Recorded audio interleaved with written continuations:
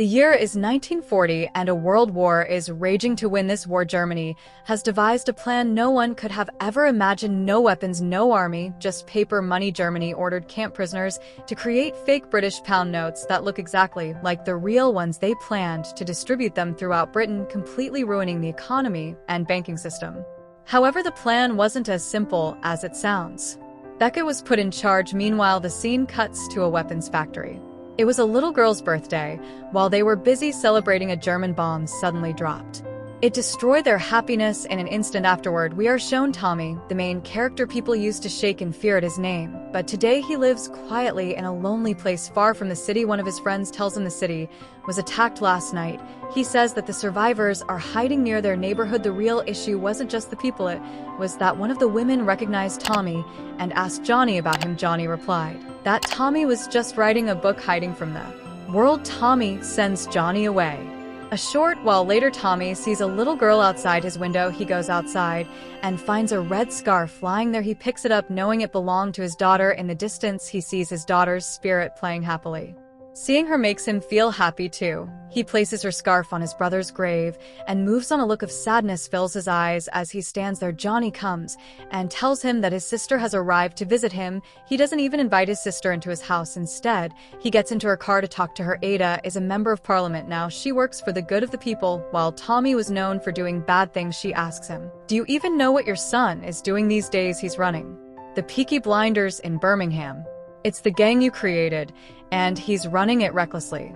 He is making dangerous choices, and his life is at risk.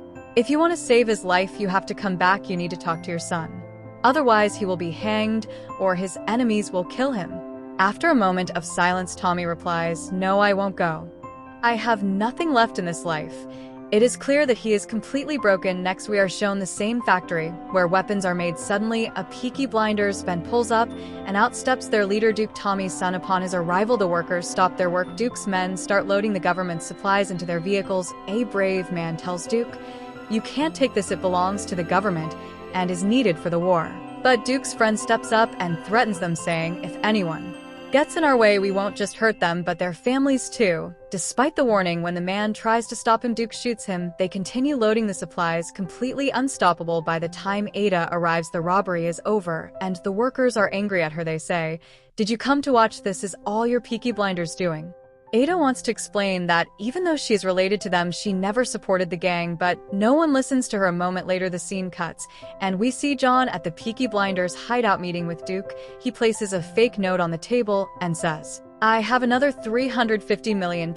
All you have to do is spread this money across Britain through criminal networks. In return, you will keep 20% of the total, which is 70 million. He adds, "I originally came to make this deal with Tommy, but you are the one sitting here." Hearing this, Duke gets angry. He points a gun at John and says, "I am the boss here now. Whatever decisions need to be made, I will make them." Annoyed that he wasn't treated like the boss, Duke accepts the deal without thinking. The scene then cuts back to Tommy's house. Strange things are happening there. The doors and windows of his house, which he always kept closed, are suddenly open. He notices a woman inside his house reading his books. Tommy looks at her and is shocked. She reminds him of someone else. The woman tells him, "You see your wife in me because she was my twin sister." In a surprising twist, she reveals that she can talk to her dead sister's spirit. She says the spirit sent her to Tommy. This means Tommy's wife sent her sister to him. Tommy thinks about his late wife. We are shown a memory from 1914 when they first met in a refugee camp and later had their son Duke back. In the present, the woman finishes telling Tommy this story. Tommy is amazed because only he and his wife knew those details. She says, "Now you must believe me. I am here to tell you that your son is in terrible danger. He is now mixed up with bad people." She begs him to help his son. But Tommy replies, "My days of fighting are over." Then the woman says, "If you save your son, your wife, and I will finally give you the peace you have been looking for." Speaking through her sister, Tommy's wife tells him, "Arthur wasn't alone that night." She is talking about the night his brother Arthur died. Tommy takes a deep breath and softly says, "Yes, I was there. Arthur was upset that day. He came asking for money with a gun. He wanted to take my car. He was drunk. He thought I was the devil, and everything that happened next was an accident." The scene now shows Tommy's son Duke and his aunt Ada. Ada has come to warn Duke. She tells him to stop robbing from the poor and stealing government supplies, or else the country will lose the war. It will be too hard to fight. She warns, "If you don't stop, I will have you arrested." Duke laughs at her threat and says, "No one can stop me. Who will stop me? Your government, your police, they all work for me. The only person who could stop me is my father, Tommy." But he has lost his mind. He doesn't care about this business anymore. He won't come to stop me. And let me tell you, I'm about to do something bigger than my dad or uncle ever imagined. Ada leaves him and goes to Charlie, an old gang member. She decides to build a case against her nephew. She tells Charlie, "I'm taking evidence to the military court to prove that Duke stole government weapons, but I need witnesses to testify against him. Please give me their addresses." Charlie looks at her list and throws it away. "This is useless," he says. "If anyone can stop Duke, it's his father, not the military." Undeterred, Ada goes to the people whose homes were destroyed by German bombs. She tells the refugees, "I know many of you saw Duke robbing the Birmingham factory. I need you to testify against him." But no one is willing to help her. The next morning, we see Tommy again. When he wakes up, the woman is gone. However, her words had a huge impact on him. Tommy decides to stop his son. He picks up his daughter's red scarf from his bedroom, realizing the woman must have brought it there. He takes the scarf and heads out. As he is getting into his car, Johnny tells him it's too dangerous to go to the city. There are enemies everywhere. Tommy knows the danger, but he doesn't care. Meanwhile, we see Duke again. He is visited by John, the man who wants him to spread the fake money. John tells him, "Your aunt is plotting to put you in prison. If that happens, my mission will fail. How will you handle her? If you fail, you will lose your 70 million pounds. Hearing this, Duke makes a decision. He sets out to kill Ada. We see that Ada is on her way to testify in court. Duke follows her and, hiding in a phone booth, aims his gun at her, but he misses. It's not that he is a bad shot. He misses on purpose because he couldn't bring himself to kill his aunt. As he lowers his weapon, suddenly another gunshot rings out, and Ada falls to the ground. The deadly shot was fired by John, the money launderer. Duke is shocked to see his aunt dead. Meanwhile, Tommy, who is driving into the city to find his son, sees his sister standing in the middle of the road. He realizes it is her spirit. That's how Tommy knows Ada has been killed. Tommy has a special gift that allows him to see the dead. Seeing his sister's spirit, he is devastated. Filled with anger, Tommy goes to look for his son. He arrives at a local pub where his son's gang hangs out. When he doesn't find Duke there, he demands answers from the crowd. When the men ignore him, he turns off the music. He shouts. Whereas Duke, seeing Tommy angry, many people start to tremble because they know his deadly reputation. But one young punk who doesn't respect Tommy steps up, trying to show off. He gets in Tommy's face and says, "Turn the music back on, and because you ruined our fun, you'll have to dance for us." Hearing this disrespect, everyone who knows Tommy runs for cover. The young man points his gun at Tommy. Tommy calmly takes a grenade out of his pocket, pulls the pin, and drops it into the young man's pocket. The man panics and runs outside. He can't get the grenade out in time, and seconds later it explodes, killing him. After making his point, Tommy finally finds Duke. As soon as he sees him, Tommy starts beating him because Duke has crossed every line. Tommy believes Duke killed Ada, but Duke cries, "I didn't kill her. I couldn't shoot her. Someone else did." Tommy hits him again for the trouble he's caused, yelling, "You shouldn't have been involved with these people." Duke replies, "What else could I do? You made me this way. This is our family business. You passed this down to me." Tommy grabs him and demands, "Tell me the truth. Who killed Ada?" Duke confesses, "It was John, the man who brought the fake money." Duke explains John's entire plan to ruin the country. Tommy then leaves for the hospital. He knows Ada's body has been taken there, and he wants to see his sister one last time. Johnny has accompanied him. Tommy takes his gun back from Johnny. He knows Johnny is emotional and might try to kill Duke in revenge. Handing over the gun, Johnny asks, "Why do you need it inside the hospital?" Tommy replies, "The man who killed Ada is my target, and he knows very well that I will come here to see her body. So he will be waiting to ambush me. When he shows up, I will kill him." Tommy then goes to see Ada's body. Looking at her, he tries to hold back his tears. He is deeply emotional. Standing there, he confesses his darkest secret to his dead sister. The terrible truth he has hidden for so long. The crime was killing his own brother, Arthur. He remembers how Arthur had come to him.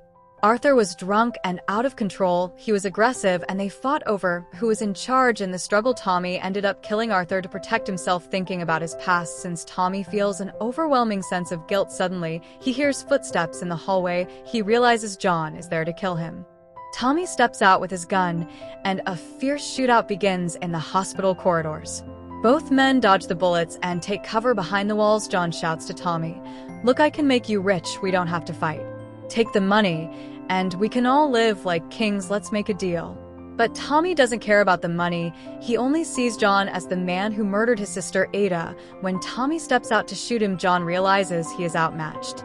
John manages to escape through the horse stables. This makes Tommy furious, but he regroups, he mounts a horse and rides through the streets. People watch in awe. It's been years since Tommy rode through his old city. Like a king, he arrives at Duke's hideout. In a flashback, we see Ada talking to Duke before her death. She had told Duke, "Listen, I am bringing your father back. He'll help you if you agree to help him. You want to be the new boss, and he just wants peace." She handed Duke a special bullet saying, "When the time comes, give him the peace he deserves, and you will lead." Back in the present, Tommy stands before his son. Duke says, "Ada wanted us to work together. I will help you stop John and avenge my aunt's death. You just have to let me handle things my way." In the next scene, we see Tommy and Duke sitting together sharing a drink. After that, Tommy attends Ada's funeral. Meanwhile, Duke calls John. Duke lies and says, "My father's men know where you are. They're coming to kill you. I can protect you, but you have to pay me. I want my money now. Give me the 70 million pounds you promised me." Desperate to survive, John agrees to Duke's terms. Elsewhere, Tommy plans the attack with his old friends. One man suggests a direct assault, but Johnny says, "No, we will use a better strategy. We will send some men by boats as a distraction, but Tommy and I will sneak in through the old tunnels." The plan is set in motion. In the next scene, Duke meets with John. Duke tells John that Tommy's men will attack from the river using 3 small boats. He advises John to set up his men along the docks to ambush the boats. Sure enough, 3 boats are seen approaching through the fog. John's men prepare to fire. However, we see that Tommy and his core team are not on those boats. They silently break open an underground tunnel door and sneak into John's warehouse. The scene shifts back to the river. As the boats get closer, the few men driving them quietly slip into the water. One of Tommy's loyal friends stays on the lead boat.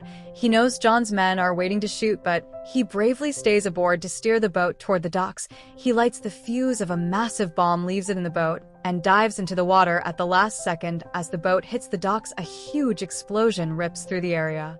The blast instantly wipes out all the guards John had placed there. Seeing his men destroyed, John realizes Duke has double-crossed him.